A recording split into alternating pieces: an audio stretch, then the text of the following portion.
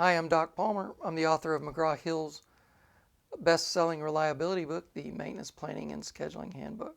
Maintenance planning and scheduling is a best practice, and it's a competitive edge, especially in that the concepts are unusual. Most people don't get those. We can conquer those concepts and principles to become not just good companies, but great companies. To do planning, we have to admit that plans are not perfect. Instead, we want to run a Deming cycle, making plans better over the years. And we want to fully load schedules to defeat Parkinson's law. Parkinson's law is the amount of work assigned expands to fill the amount of time available. We want to fully load schedules to help us complete more work than normal, which is the true purpose of planning.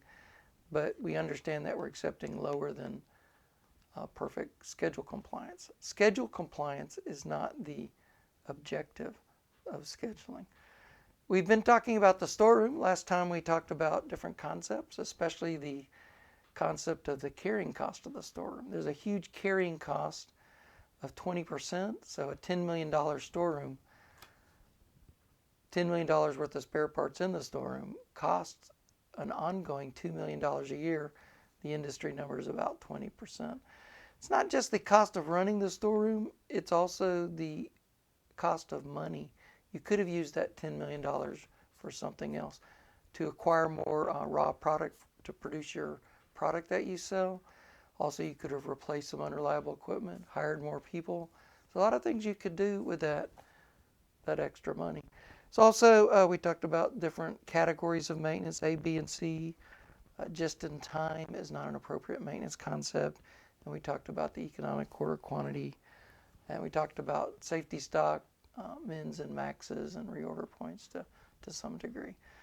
We're going to carry on this time talking about the industry numbers of how big should your storeroom be. And then we'll do some other stuff next time. After that third session, we'll go and talk about kitting in a future session. So how big should your storeroom be? Your upper management looks at a number of factors to say, is that $10 million you're carrying in stock? Is that the right number? And the three ways of looking at are, first, and these are not necessarily in order of preference, percent of replacement asset value. The industry number is 0.5% to 0.75%, which means that if your plant had to be replaced, how much would it cost to replace it? So let's see what size plant would be justified in carrying $10 million worth of spare parts. So we'll look at the 0.5. $10 million should be equal to 0.5% of the replacement asset value, the cost to replace our plant. So let's see what size plant would be justified in carrying that big of a storeroom. So $10 million divided by 0.5% should be the cost of a plant that would justify having an inventory that amount. So we'll just do the math by hand. We'll take away the million sign and add 6 zeros. We'll take away the percent sign. We'll add 2 more zeros. We'll move the decimal one way to the right. We'll add 1 more zero. So that would be 10 divided by 5 is obviously 2. So if your plant was equal to $2 billion, you'd be justified in carrying $10 million in the storeroom. But what if your plant, your upper management might say, what if your plant's only worth $1 billion to replace your plant? The temptation would be we're carrying too much in inventory. But not necessarily. This range here really is all plants together. It's food plants, oil refineries, mines, tire plants, automobile manufacturing plants, all different kinds of plants. And everyone is different. You have to be careful of making a one-size-fits-all. And not necessarily, maybe these are good plants, but they're not great plants. So maybe there's a difference there. Maybe great plants freely carry more inventory to make a better investment in maintenance, to make a better investment in productivity to produce a product. Maybe it's the other way. Maybe you could save money by not carrying as much inventory. But let's be careful with this just industry number and applying that, because it depends on location, technology, your technology at your plant, and also your maintenance maturity. Beginning with location, if your plant is in a downtown industrial area where every day you could walk across the street and buy anything you wanted, maybe you don't need a very large inventory. But if your plant is in the middle of nowhere and it's difficult to get shipments to your plant, maybe you should carry a high storeroom. And I think that's just fairly obvious, but we need to consider that. The other thing is technology. If your plant requires very specialized, hard to find, hard to buy, special made, high-tech equipment, that's one thing. But if your plant just, routine, inexpensive valves, pipes, fittings, tubing, tanks that you can buy just about anywhere, that's another thing. So if it's really high-tech and it's hard to get the parts and stuff, difficult and time-consuming, maybe you should carry larger inventory. But if it's just routine stuff that you can just buy anywhere and it's easy to get, maybe you could have a lower inventory. One of the more interesting factors is maintenance maturity, though. If you are world-class maintenance at lubrication, you probably don't need to carry very many bearings in your storeroom. But if you're very bad at lubrication, you assign your most junior, brand new mechanic without any training to do all your greasing. They don't wipe the grease nipples like they should, and they inject dirt and destroy all your bearings. Your storeroom needs to carry more bearings. A fairly easy example there. So it's just not easy as that. If you're not world-class maintenance, you can't tell your storeroom not to carry any bearings. The storeroom has to match the maintenance. It's an investment in the maintenance that you have. And you might be to tell your upper management, yeah, our plant's only worth $1 billion, but our plant's out in the middle of nowhere. It's super hard to get the technology. We have to special order a lot of stuff. And we're just starting a maintenance management improvement program. We do need a lot of bearings. Let it give us time to do lubrication training, bring up our skills, techniques, and then maybe we can lower the storeroom some. So things to think about. That's one way we look at it. Another way to look at the storeroom size that's probably more common because it's a little easier to measure and keep track of is the number of turns per year.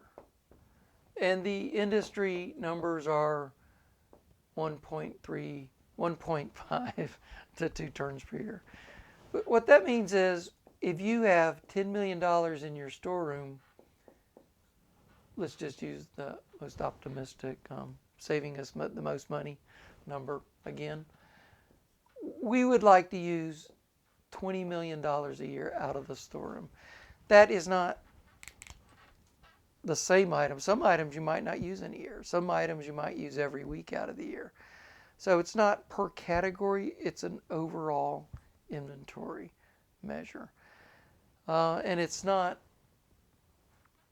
obviously the same parts because you're reordering, you're filling your inventory, you're replacing stuff, you're reordering, you're admiring, you're adhering to your safety stocks and stuff. But overall, we should be using about $20 million worth a year out of the storeroom. That would mean we have 2 turns. Management should be, you're happy. But It's also a little bit dependent on, again, location, technology, and maintenance maturity.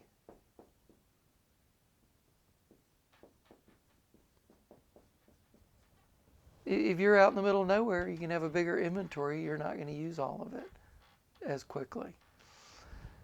If your technology is really high tech, you can have a bigger inventory and not maybe use all of it as much. You can have lower turns. And if your maintenance maturity is really good, you'll have fewer turns. But if your maintenance maturity is really bad, you'll have higher turns. You'll be using the spare parts. So we have to be careful with some of that. But actually, some of that's self-regulating, I think, because your maintenance maturity would reflect a bigger inventory, so you'd probably end up with just the normal 2 turns. So there's kind of different ways of looking at that as well. Also, though, let's say, what would upper management tend to say if you're only using $10 million a year out of the storeroom? Well, it would only be 1 turn. Upper management would say you need to lower the inventory to $5 million, then we'll have 2 turns and be where we should be. But we might be unintentionally gaming the system, because maybe we're using $5 million a year of spare parts through our contractors, and not even necessarily for their jobs. Might be you have a better relationship with your contractor because they want to please you, where your storeroom's trying to save the company money. You say, I need this, just charge it to your bill, and you're getting stuff through your contractor that you could have carried in your inventory. And not only that, $5 million a year, you're just using purchase cards that you have individually, or you're making special orders for something where maybe we should have that in the inventory. So we're using $20 million a year of spare parts, but you're not getting it through the storeroom. So if you want to keep a good, healthy storeroom, you have to use the storeroom. You have to get along with the people in the storeroom. That's some of the points of these 3 lessons, is to understand some of their issues so we can work with them better. You're not doing yourself any favor not using your storeroom for the parts that you could have gotten through the storeroom, but you're buying them separately through contractors or special purchases. If you want to keep a good storeroom, you have to use it, and evenly and consistently. Let's say you replace a filter once a month. Don't go in there and get 3 boxes of 36 filters and leave them in your shop, because you're not using it evenly and consistently. You haven't got any of those boxes of filters for 2 years. And so the storeroom says, well, we don't need to carry those anymore. So the storeroom wants to keep the items that we use as well. So we have to work with the storeroom, I think, is the bottom line here, and understand this issue. You have to use the storeroom if you want to keep a good storeroom. So the last typically used measure of storeroom size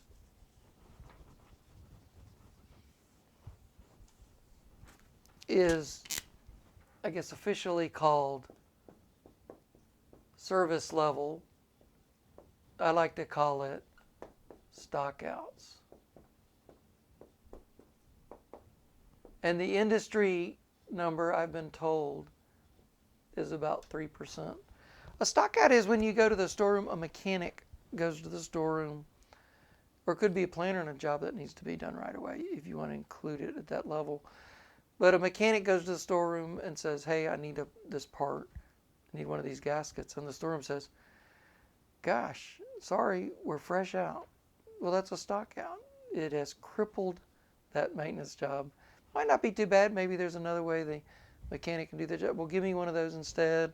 I'll do the job a different way. Or I'll have to wait to do it. So it's interfered with a maintenance job. And out of 100 transactions, the industry number is about 3 of those, they're out. That's probably an acceptable number. However, What would you say if you're upper management and the storeroom says we have 0% stockouts, we have perfect service level? Well, management would say $10 million, that's way too big. We've never had a stockout. But what happens is the storeroom is not necessarily the best place to track stockouts. A mechanic will go to the storeroom and say, hey, I need one of these gaskets. And the storeroom say, well, we're out. Put the stock out. But if the mechanic says, never mind, I'll do the job a different way. Did we have a stock out? Yes. Did we record a stock out? No. So we have to be careful with that because our mechanics are really creative and they can get jobs done. They might use an inferior part, reuse an old part, more expensive part. That's another discussion. Cannibalize a piece of equipment to get the part they want. And it might be they're using their purchase cards or purchase orders. Well, forget the storeroom. They never have what we need, and you get the stuff yourself. Well, that's lowering the storeroom itself, as we just talked about. But we've inconvenienced maintenance. The storeroom should be supporting maintenance.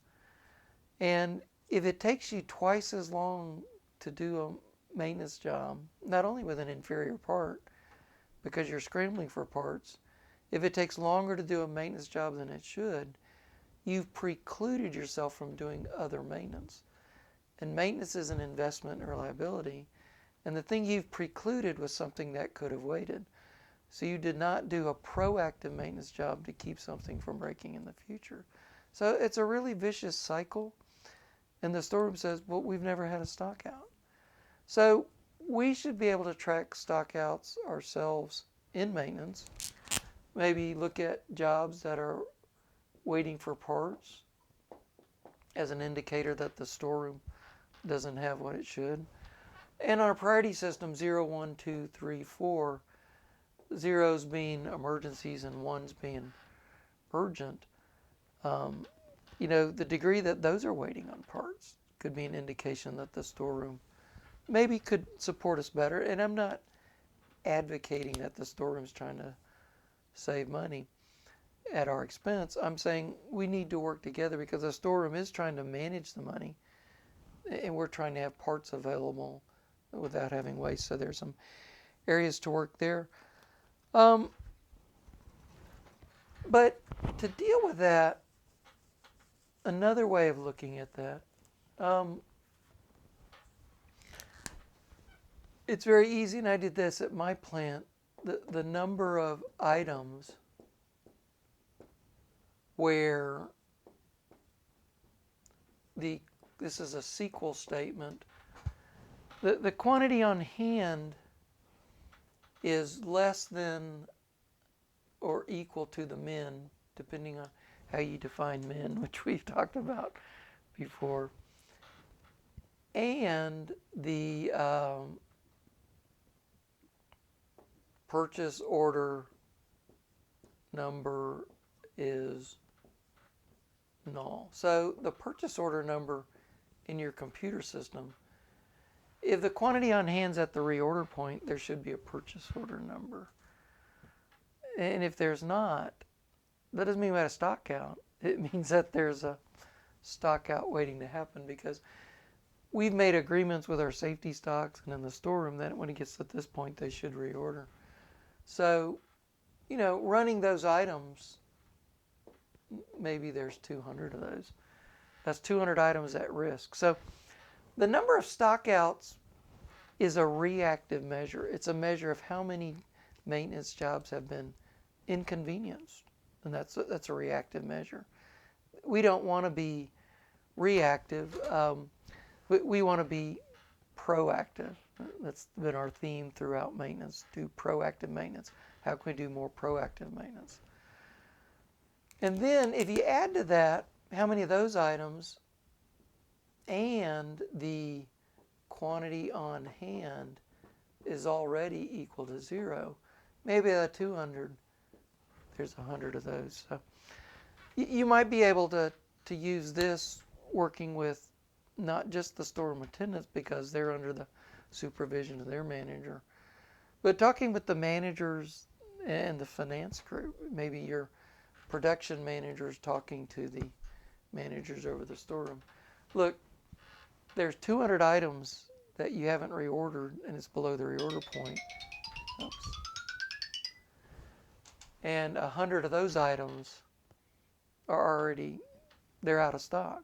Doesn't mean we have a stock out, but those are stack outs waiting to happen. And these numbers should be close to 0. When it gets to the reorder point, they should be ordering, and there should never be 0 on hand unless that is the min itself actually. So those are measures to help us work with the storeroom and know if we're getting good storeroom support and forming agreements between ourselves and the storeroom. So, well, thanks for being part of my maintenance family today. You can see some of my past conference presentations and magazine articles on palmerplanning.com, and also see where I'm having public workshops. And I appreciate your joining me, and we'll see you next time, and God bless.